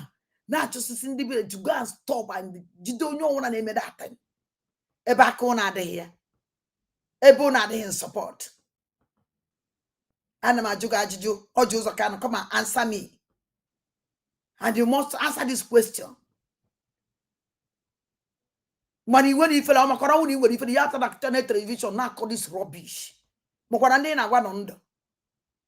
Mokorande come back and only by a quoku. Makanunu melende ba ya sude. Onya kunu je medis nonsense unde me wona ana abo no nkete. Omoro nya ye kwoku. Unu kuche unu meche unu koche unu ezuzu na kpusi anya ona agba nkete. Chineke poko unu ni n'oku. Na ege nte. Demand for what they want and negotiate for it. Talk for a referendum and all the rest of it. That is really what they want. Oh. Me, I want. Telegodi one mama. Kanju nangi. Have you had the Monday for the Folanda? How many times I worry the master and the Monday from Wazrike? Do you know how many times Wazrike? Wazrike Bulewe. Why you neji when you Wazrike? Why you neji made a referendum with Wazrike? I worry the master and the card binye. Why you wouldn't couple on? Wouldn't can I own for referendum? Padrop was here am. Up till now, February. Up till now, ebu Biafran say Buakwe. Indigenous people of Biafra, IPOB. Nkemu wa dande mpanande gede sonia. Leader, our leader Mazen Nankan and the Obatobi. The only thing for one do protect our land against the Fulani invaders. And I even now they are protecting our land against the Fulani invaders. And you people fight them. Because so naturally, uno chori ime ani Igbo sharia. Na ege dis anomanonte. To be in Nigeria where justice and equity prevails. I want to see Nigeria where goodness and love prevails. This is what I would like to see. Why iji efuzie? Why iji bezi akwa na Senate? Why iji wejenga? Children know. Na comment section. Okwa nwoke a wonye bere akwa na Senate. Biko nyere m aka na comment section. Always okwu na my YouTube. Ama m ibe mere times of work onwe up. Even na me ofu message ka nwetere na this thing na manana ma afia na my mobile phone. Ka njudu na biko na comment section. Okwa disi ojo uzo ka anu a wonye jele nga awari de mazi na de kanu neti ladies ojo uzo ka anu. Okwa ya okay. Okwa this man wonye bele akwa na Senate. Do hajo mo ojo uzo ka anu. Ebi chalo justice and this thing on Nigeria. Why do you go to jail? And he's that what the man said, "Nana can you now ime ba?" Why ji ebezi akwa na Senate? Oji ụzọ Kanu. Why ji ba akwa na Senate ka nwatakịrị na Senate ka ikorobịa dị ka gị bịa na-ekpe ọnụ na-ebe ka ụmụazị na-ebe ka ewu na-ebe ka mkpibe ọrụ ka mkpe ebe ị na-ebe akwa ebe ị nwetara everything ị chọrọ na Nigeria ebe Nigeria is good for you ị kwesịrị ịdị happy na-ebe akwa ebe dị mkpa ebe gụnwa sinetọ dị ka gị gọvanọ dị ka gị beziri akwa na Senate ihe amazi ife ndị ogbe dị ka anyị na-emezi ibe unu jizi anyị eme mpụ unu jizi anyị na unu jiri anyị wee mere footmat ihe anyị nwanwu n'aka unu slave ohu oyibo ụmụ Igbo wụ n'aka unu unu adị afụna anyị ka mmadụ onye ka o ji awụ unu pụta unu ewere dọst kee ụmụ ndị nna anyị asma kidney problem oyibo unu ji moto unu ekefa dọst na na-ege ntị. Okay, Senator. Because even the man that fought for the world. Yes, go ahead. No, after you, sir. Yes, so even the man that fought the war, the wife is saying the same thing I'm saying. The Minister Bianca Ojukwu knows the thought of the husband. And nobody will believe on destruction of Igbo land. Enough. Idiot, go na Bianca. You an idiot. You and Bianca. Oh, na Bianca we woman.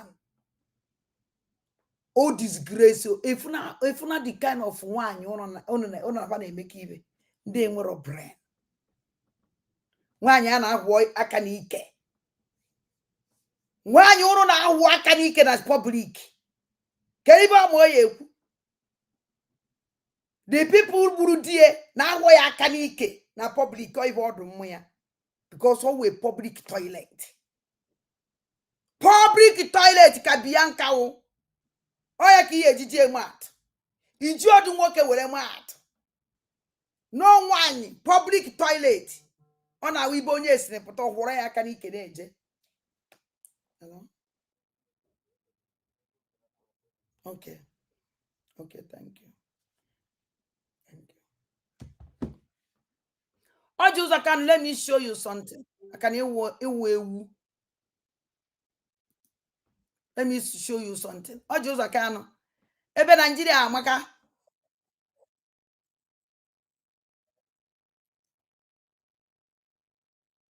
Ebe Nigeria amaka. 38%. And I thank the vice president because he was coming to see me every week. Yeah, thank you, Vice President, because he's coming to see me every week. But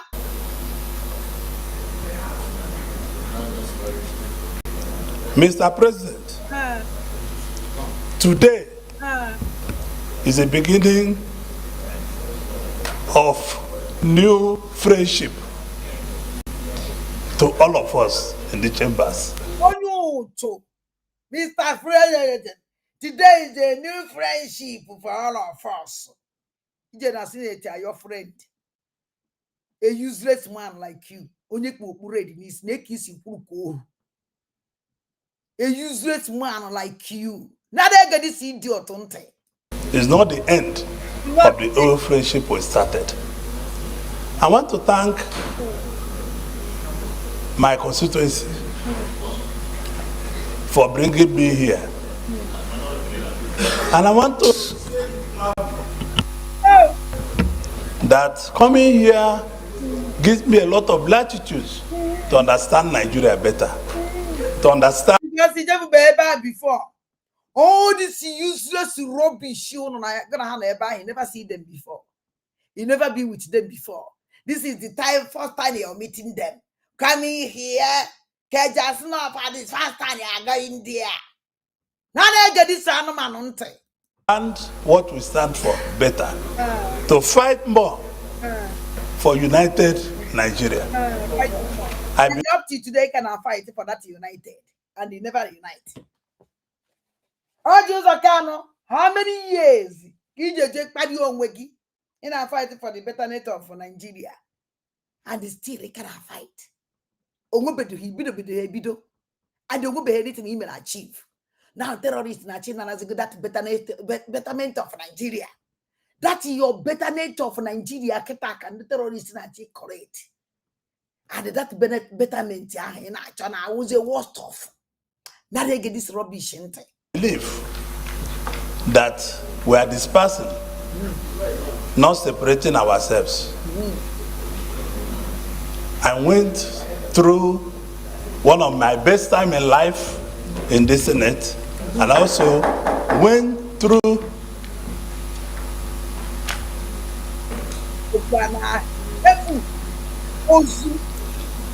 one of my difficult period.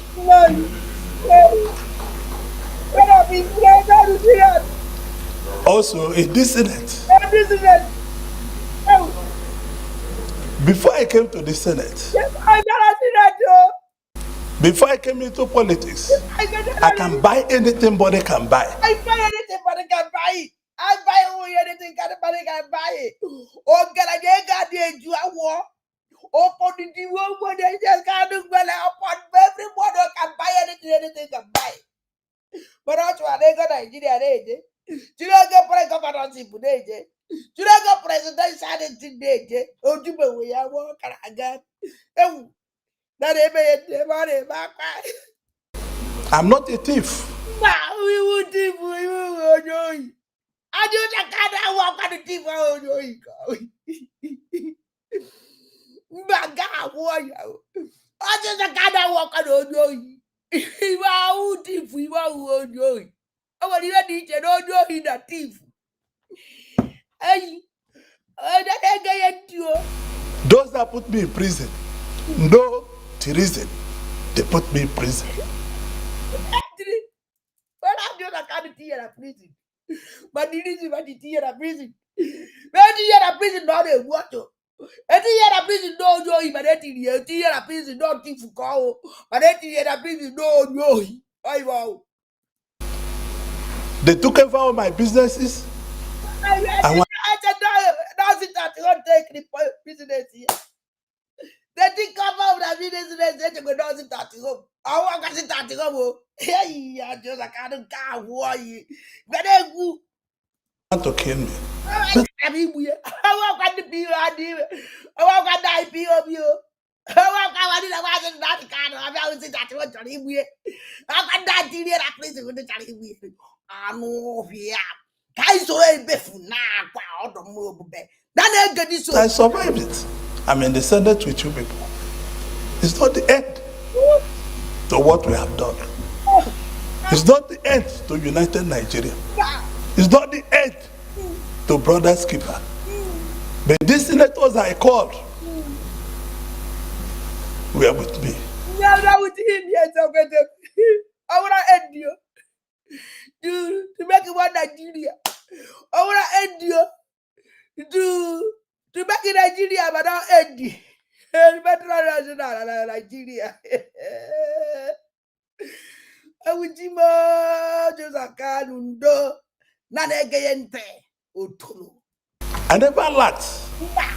When the PDP that I was governor for 2 terms was being formed, I brought every money they use in forming that party. Who give you that money? Is direct brought off the money. Also, not going to party vehicle. Are you only one person? The party ye go just a can. The whole force or okay? All because of your benefit. All because of your criminality. All because of what you will benefit if you bring that money, because nothing goes for nothing. How will I say? They need a look for money. Nobody asks you for anything. Do you know why you're crying? Upon bringing all these monies, still, they don't recognize you. Upon you were full and born to a child, upon that, they don't recognize you. that is where your heart block. And they get this nonsense. Every penny in 1997 and 98. And I 1997 and 98. 1997 and 98, 1 year. Some for 1 year go with the ego name pot. Ogu 1 year go do so carry a back. Ogu 1 year with the under 1 year gone a back. But no one indicate with the CCI every year up to today. They put the back after a senate when they don't want to share. You don't have money, you a disgrace to your to Namorogan. Oh, now na go for a near my jota, Pericochagoche. Easy. later became a thief. Oh, he will. Oh, Josokan, are you not a thief? Are you not a thief? If you're not a thief, why do you go to jail? Then jail you because you're a criminal. You're a thief. And you will take that money. Call you in a thief. You can have him when in a thief. A man that you don't know he and I hate the bone you in Baraka. Oh, don't possible now. Thief. And again, People I gave transport money from my house in VI became angels. This is what Nigeria did. you see, people that you give transport to come be angels. Because each of how your slave. Each of how the men working in your transport money. Each of how your everlasting slave. You are looking for something. Those people you are giving transport money looking for something. Now they get this to Toronto. Present. I want to thank my colleagues for giving me these 4 years of uninterrupted support. Thank you for it. Thank you for it. I didn't give him the criminal support for him to continue to stay.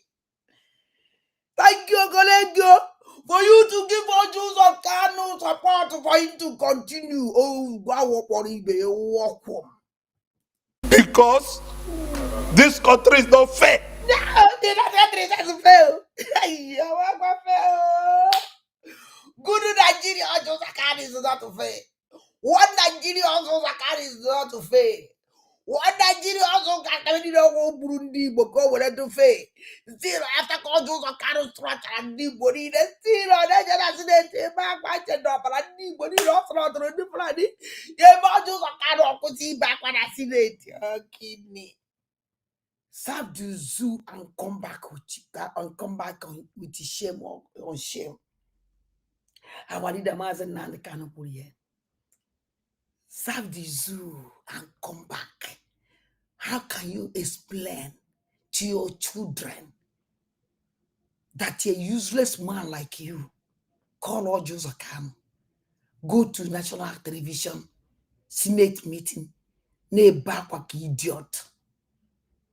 You will disgrace to your children. You will disgrace for not going for an again. You will disgrace it for entire generation. Shame on you. To so many of us. Yeah. I built this country, I employed 30,000. Shut up! I employed 30,800 workers. No. You build which country? Country can collapse. I am another country. You build a country without concrete. You build a country without pillar. You build a country without nothing. The country collapse. How can you build a country without concrete? Or just a can? How can you build a country without a pillar? How can you build a country without Lord? A better concrete, a better pillar. Can the country where also get there? You see, you were a deceiver. You were 419. You give what you have. You Eli Mohammed. You are a sabo.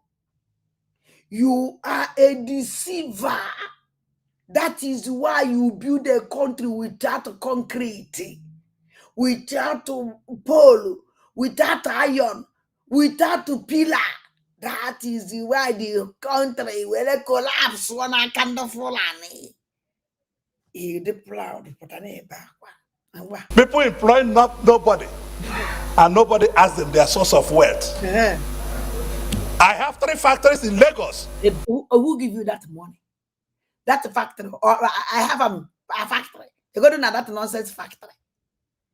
Even all this factory, but where I government, if I know Ogalanya Nabara, if I know Ogalanya, Obana, Ole governor.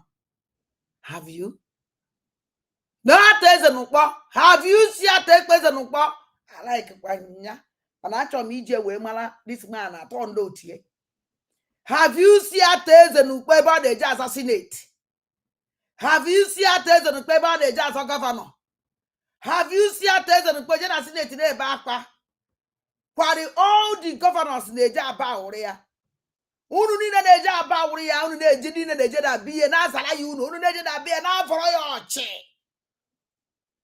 You see, Ogalanya call Ogalanya need the Hija will president. Ogalanya need the Hija will senator. That is many of them. Many of them. Wale guys need the unu de ja your big unu de ja sarambala. Attention on Panando tune de ja sarafambala. Unajua feature free glass ne that's free of here na sa try and brabe na sro ya akwa.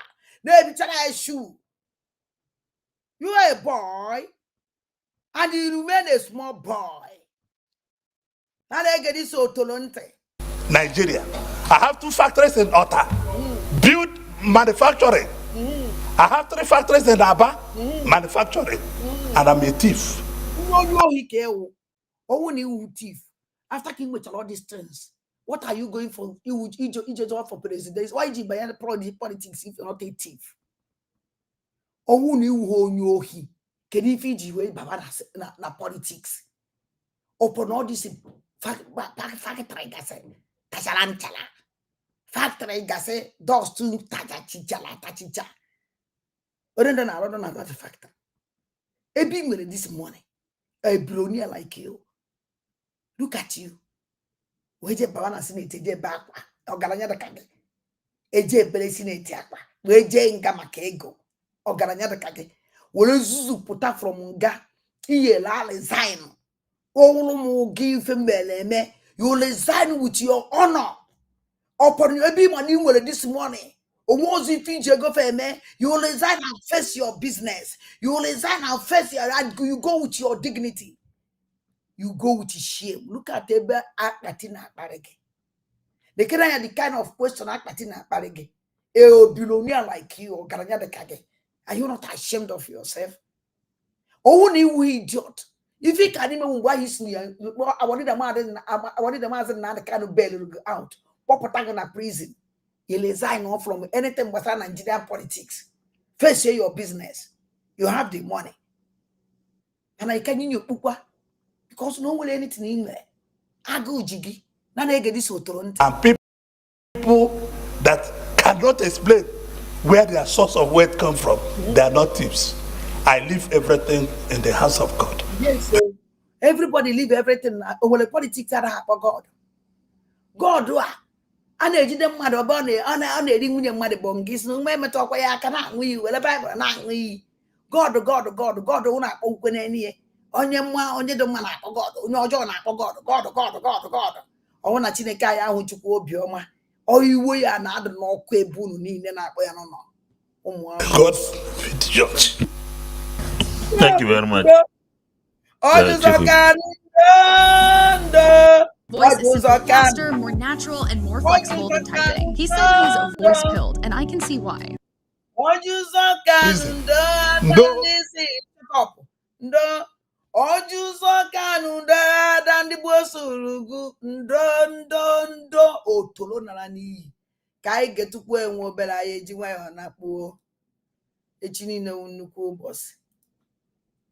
Ọ na-ewute m na ebe ekwe ka m nọkwa.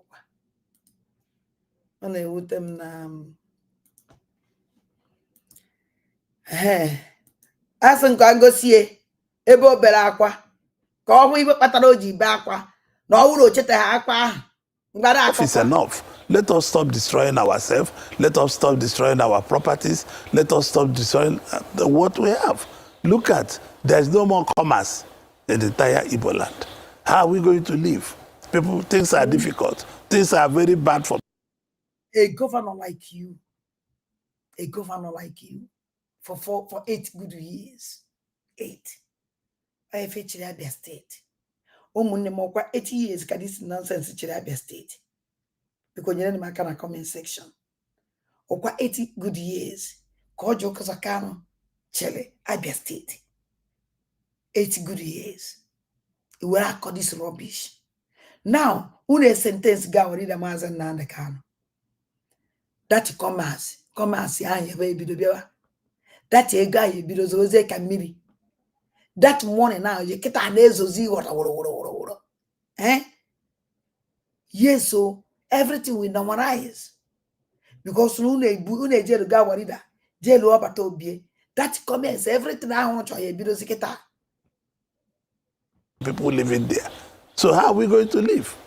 Okay. These are the issues. Okay, Senator, one more. I feel so sad that these boys at this time is still talking about this kind of behavior. I mean, I think there should be a change people to talk how we can negotiate with federal government to peaceful resolution of these issues. You people are very stupid. Number one, those people you're talking about, dog of sellout. You people work together since. Even before Onule kidnap our leader, you people work with them. You people negotiate with them. You people with them 24 hours. Do you know the reason why IPOB, IPOB? Or when I want to make IPOB? That indigenous people of Biafra. Oh, I am want to make it. I am want to that name. I want to make that noise. Because ghost, you can't see ghost. Ghosts don't have work. All the DOS are ghosts, all of them. Nandi make IPOB mela wanida mazi nandi carry forward today. Unda ana afidu fanya. Nda na potano. Apo protest apota. Utini yu for her. Those people sacrifice a lot. Undu at the main IPOB. All the dog of sellout ghost. Hano underground. And they will remain inside that place because they are ghosts. Chinasa Nwuru is a ghost. A more powerful ghost. Many of them are ghosts. Have you seen a big ghost name me? I never see a big ghost name Sunday. And I even now wagi. Okay, Senator, one more issue for you to clarify before I move into issues of security, relationship with Cameroon and ambassadorial list and all of that. Is this. Your critics are saying that you are so supportive of President Tinubu because there is a battle in Abia State to see who is the biggest ally, the strongest ally of President Tinubu. And there is a competition between you, Honorable Benjamin Kalu, who is from Abia, who is Deputy Speaker, the Minister of Works.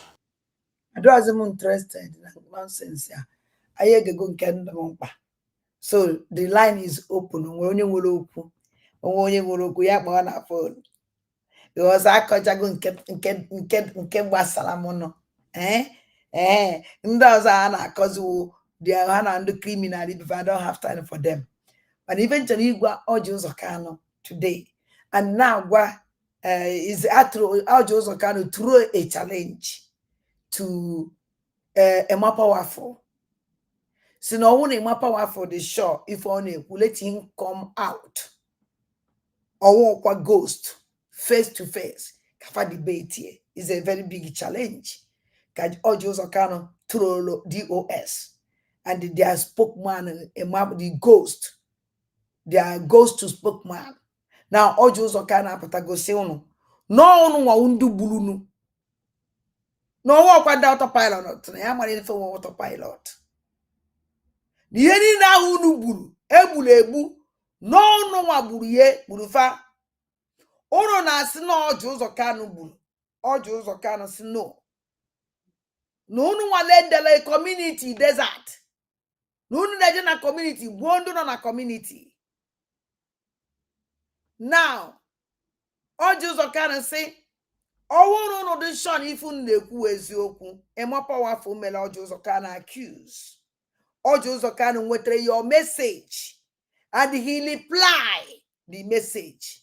And dog what I say, come out, lady shop. Kuro be na channel television, and the kwoma kia, ki no koko no that in ya de ghost, nte. And the moon no woman support ya. Because no na ya no, Ojuzo Kano, a boy indigenous people of Biafra, Igbo, if a mele under your watch. Or no if a mele the time no abato bieno, I will come out. Yes, and they are for all the lovers of freedom. No, with your batobia will come out. Mananka under your watch. Come in. And our leader Mazin Nandekana no here to debate this idiot. Now, all no one. Undu ya patano to debate this man. So who's na a more powerful apata? A man even just a canoe ways yoku. Because one balankiti kwelekwe. All balankiti kwelekwe. And no nana because of no Biafra. No for your selfish interest with the Nigerian government on our walk, no. Because on one the DOS work with the Nigerian government. On the DOS work with these governors. On the DOS would this governors and senators talks. For all these areas, the deserted. And was only be that place now. No one. The Melie. And that's on Kono Pota. And that will come on also. Or because of Biafra. You people work with these people. You people work with George Zakanoha. Oh no, how their political talks. And I coach you woku. And the last time we have support when Emax under Biafra to commit atrocities. We Biafra are in charge, I are involved. So all Jews can have call you people out. A more powerful. Nguma wonye bido ya also. Yeah, bido the also. You must to come out live and direct and debunk even all Jews can ku. Aya chokwa ghost. Aya dem interested na ghost. So how can ne puta? A man that ni unu ni kunu yeji webu atrocity ni no committed na Igbo. So munnem aya nakpun echini na nnukwu ụbọchị aya ebidokwa ebe anyị kwụsịrị akara m ịbịa this life na ihe nji wee bịa hụ aja ọsụ nche nke mmadụ sendiri m ihe wee ne ya anya mgbe m na-agagasị tru ife sendigasịrị m ka mara wee fụ dịsi ọjọ ụzọ kanụ madness wee sị mba na nke a aya efo echi because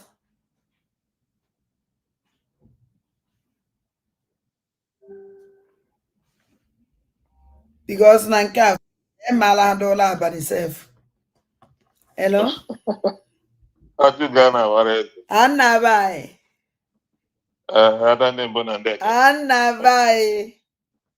Dr. Mrs. Adakulekule. Anna bye. Professor Ndembo Nandeke. Good evening from my side. Umajane kalekwe monyo abona konye chiri yasere. Enwe m ọtụtụ okwu na program anyị mere ọ dị very very interesting. I'm happy no nwere onye otu ụzọ ka na ọjị ụzọ ka nọ here. I'm happy. Ihe eji ekwu ihe ndị onye otu nọrọgide ebe a. Mba my join ya copy this program send the ọjị ụzọ ka nọ.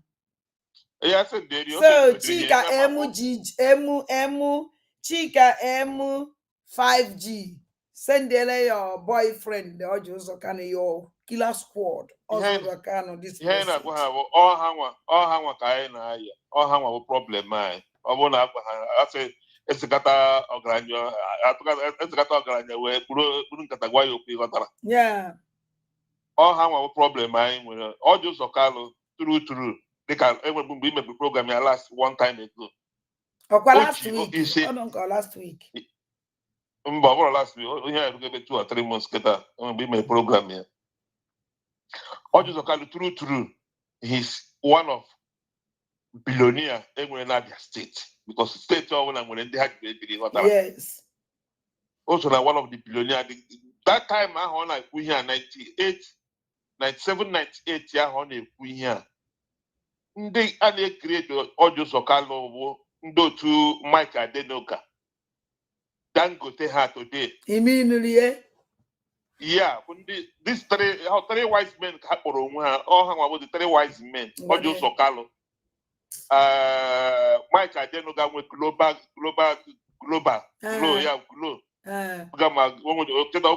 My police station with Glo. Mike Adenoga.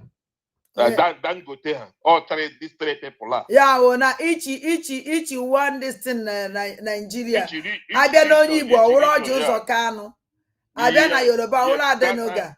Nugwa Sauro Dangote. That is 97, 98 on a here.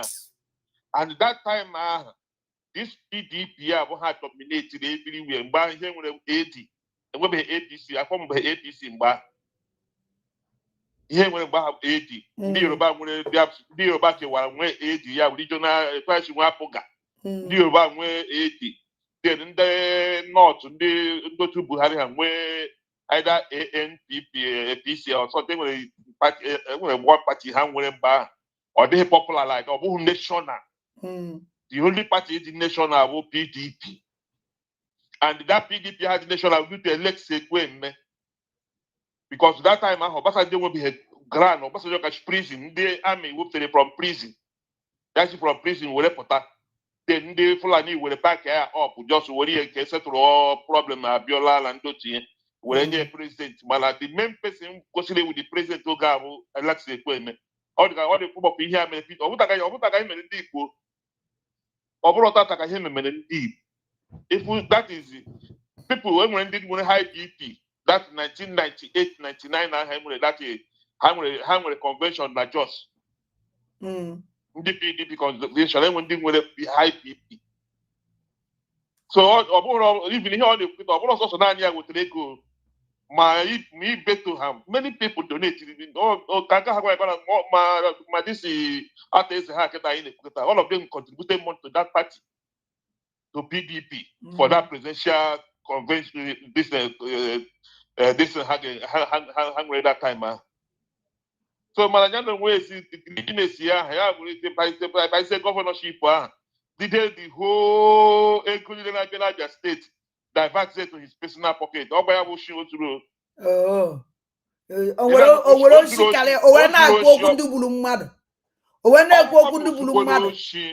Ozuroshi, ego niile na-abịa to Abia State Force. Enweghị anything this man, ihe ọ na-eme na Abia State propaganda. Propaganda. Ogele Abia State, radio Abia State, you have to when they turn every day and shout, gang, audio Sokalo, they promote it. They can Abia State, we also, Abia State one of the worst na league with that time. Oh, when they go kundu bulumad. When they go kundu bulumad. Up to today, okay, but you know, actually 8 years from 1999 to 2007, can you make the Niger State? Only power, nonsense power on Niger State. What's what power? Power on the basis. What's also have we here on the dot in gate? Every time we have a say that we welcome to Niger State. What's also? When I mean here on when I go kundu bulumad, man, I want Bunda Niger State. Or airport to call on Niger State. Or seaport to go to Niger State. Kowo industry go to Niger State. But yakwa mi here like that is here on Niger State. Yakwa mi yakwa here on Niger State. As a 2-term governor, 80 years actually Niger State. After the governor, I will say go senator. Rosian senator since 2007. Again, on a Senate up to today. Okay. Because also one of the oldest senators when that is Senate here. Also the oldest member in the Senate this current government I'm Oh. Since I'm on the allocation in the senatorial zone here, they are going to with them. Also guru. Any foreign this what they go to Target State. I will be a woman. Foreign investment what they go to Target State. Since under how many years get that? Let's get that or 2 years.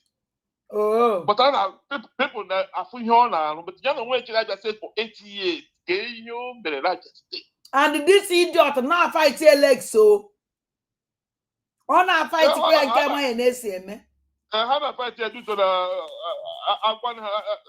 on your shit is with a woman who will Magana and Fegotara.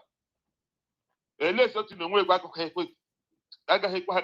because all have insecurity when I leave. All these politicians here, hope something back again here. It was if you are the state get that, or just kind of win time here. That in there, those boys, Bakasi boys, I have offered Morumba Hub Governor. Yeah, the way I will members in the security in the booty or to now kidnap the mother, the mother. Then all the whole former governor need la Hacha with a group, my Basuha Moscow Mosse. Then let's go to get out the way you must not in charge. All with a group of the guitar. So I allowed him market out all these people that cause all this insecurity. And they are not fighting for the benefit of the masses. They are fighting for their own personal interest. For their own personal interest. That is seat here. Because even Benjamin Carlo target Senate seat here. Benjamin Carlo has go in the journey. I don't know target seat or not target governor or city governor. So governor Jack close to them. So all this is a problem. It's why now by 2026 get a video campaign against 2027. Big for killings. That is it. Big all this is the problem I when I buy. Yeah, the problem. So Ozune Gondaja State. And EFCC you will prove contract, award or contract, billion. I got handled that contract, I got him that, I got him execute. And the China will wait the money back, Tina. I got handled, nobody will ask question. Hey, do I move? That is the problem. Ever go share hands. And they have somebody may internet fraud. A 0% 12 life imprisonment. Man, how long was in office? They go the public money. That diverted to their own personal property. That everything government when they go to their personal property.